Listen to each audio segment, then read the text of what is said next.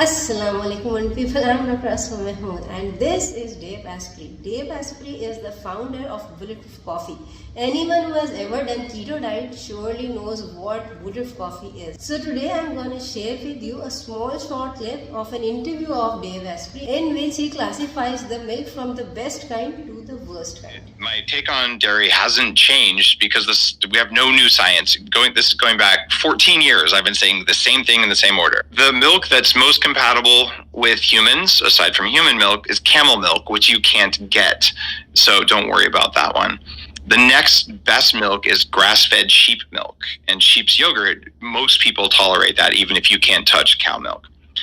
After that, you get into goat milk and goat yogurt, which is all right. After that, you get into, for cow's milk, raw A2 is the way to go if you can get it.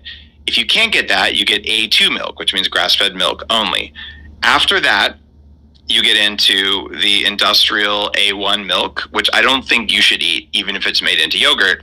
But if you're on a budget and you're not sensitive to that type of milk protein, which many people are, it's sensitive in ways you don't even know. It creates autoimmunity, it creates brain fog the next day, it creates profound cravings, it creates gastric distress, but you may just, because you always get it in something, you just may not even know.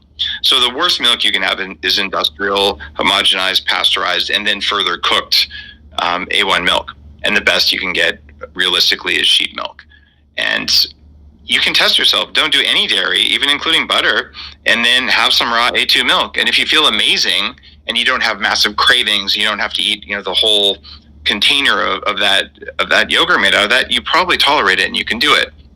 Milk in and of itself is not bad for you if you're not sensitive, but so many of us are sensitive that it's a potential kryptonite food. If you tolerate it, even something like a grass-fed whey protein concentrate is a great source of protein. You just don't want to have 10 tablespoons of it every day because it'll raise your insulin levels too much. So I would say include dairy protein as an affordable dairy protein. Just make it from ethically raised grass-fed cows. And there's plenty of brands that do this now. The old days of corn and soy soaked in glyphosate fed to cows, those days are over.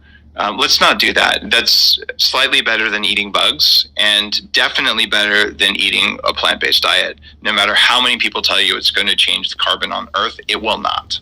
So as you can see, Dave Asprey says that the best kind of milk is camel milk because it is A2 milk. We have already made many videos on what A1 milk is and what A2 milk is. Basically, A1 milk is the normal regular milk that you get in the market that is produced with the chemicals and the hormones and everything bad that is injected into the animals, and then you get the milk, and that is the A1 milk.